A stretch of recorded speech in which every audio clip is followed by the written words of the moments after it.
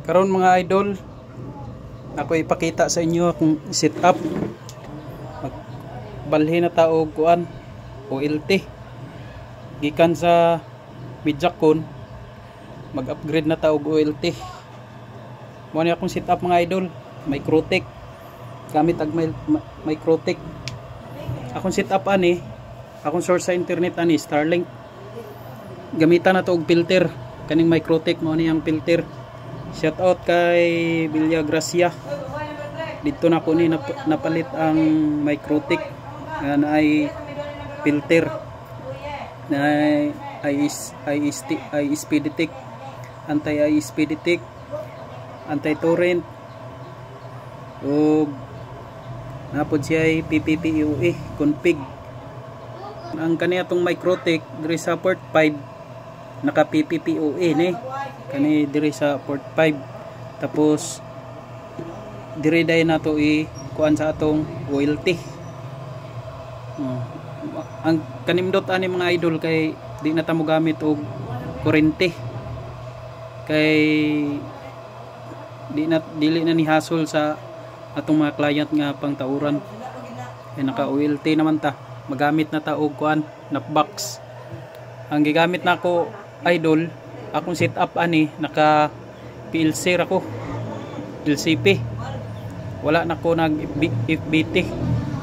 Kani siya kay plug and play na ni siya mga idol, kay kung magkuan tag FBT kinanglan pa man tag mga ratio ato. Kinanglan nga swito ta sa mga ratio kay para nimdot ang tagos sa internet. Kani siya naka LPC ra ta. Na palit rin na ako pud sa online. Kani siya mao ni siya ang minnap, madirnap, gitawag nato og kuan madirnap 1/4. Kani siya mga idol, ako na ning gireadingan. Okay na ni siya ang reading ani. Gikan diri sa atong OLT, gireadingan ako gamit ang kaning kuan no, nalubat naman, wala ko na pakita sa inyo. Gamit aning optical power meter. Ang iyang reading ani gikan sa OLT diri sa PON 1 7. Good siya kay 7. Nagamit man tag module nga 9 dBm 20 PX20 plus. Mo nang nimdot ang iyang reading sa iyang transmit power niya. Nakuha ra ta og positive 7 gikan sa OLT. Ang fiber naman ani paingon na pud ri sa atong 1/4 na kuan PLC splitter. PLC splitter atong gigamit, wa na ta nag FBT. Tapos mo ni siya connection. Dayon kuan dayon gikan diri sa ato ang 1/16 nga splitter. Gikunik nato diri sa atong kuan mother nap. Kani mao na ni siya ang kuan client nap na ni siya. Mukitir na ni siya og kuan mga idol. 16 ka client ang makitir na ani. Daghan na kay mga idol. Nya ako nang gi-testingan ang yang speed test. Okay naman ang kaning kada port ani mga idol, ako nang gi-readingan na ni nako yang transmit power na kuha ani is kuan ra negative 14. Goods na idol, kay ang mga kasagaran ron di lang moabot mula pa sa negative 20. Okay na ang iyang tagos sa iyang internet. Ako nang gireadingan, nakakuha ra ko ani sa mga port og kuan negative 14. Goods na kay na. Kusog na ang atong internet. So nagamit din ta og kuan OLT. Kaning kuan wala siya porma og 5B5 pero di ni siya 5B5. Nimdot ni nga modem kay kuan na plug and play na ni siya. Di na nimo ni static, ma-config na nimo siya nga di na nimo i-static.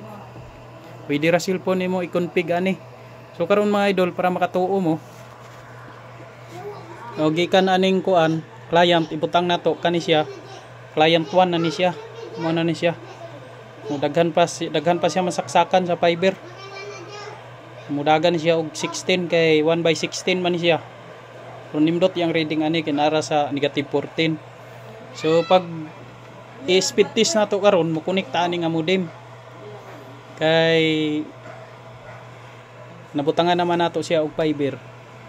Ora din nara din ang fiber sa ilalo mo. Ang kanindot ani mga idol, di na ta maggamit og kuan, kuryente. Sa mga poste-poste na lang ni nato itaod ni kaning napbox mo ni. Ang gikan sa aning kuan kaning mother nap paingon sa child nap. Kaning child nap mao ni mga client na ni siya. Mukiter na siya og kuan. 16 ka client kung nay mag-connect. Kung nay mag-connect sa atong internet. So kani siya pwede pa mo makalatag og sa pikas barangay kung amoy latagan, pwede diri butang nato sa kuan. Tulo ka port sa atong kuan splitter. So mo na ni mga idol atong testing ag speed test. Ato testing ag speed test kung makuha batag insakto nga kuan signal. So kani nga modem ako na ni gilimit og kuan. Kun na ni siya naka PPPoE na ni siya mga idol. Gilimitan ko ni og kuan 15 Mbps. So mag speed test ta. Ang gibutangan ni nga SSID nga ni nga modem mo na ni siya client. Connected na ta. Client connected. So akong gilimit ani 15 Mbps. Testingan na to speed test kung makuha ba niya ang 15 Mbps. Starlink din niya akong source ani mga idol kay namo ko Starlink diri sa balay. Wa pa ni ako gi-deploy kay ako sang gi kuan, ako sang gi set up.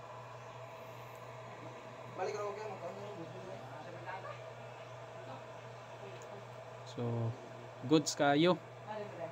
Di na siya mo kuan. 14.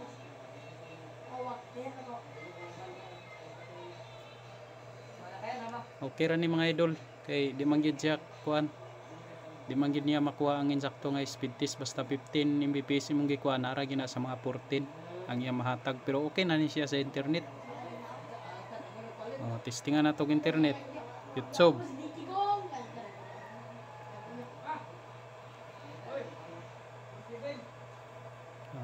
Open na to ang atong YouTube.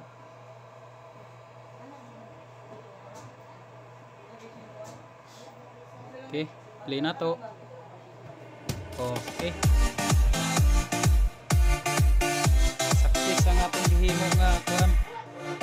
Success atong gihimo nga. Okay mga idol, mo na ni atong DIY knockbox. Gihimo nga so gitistingan na to kung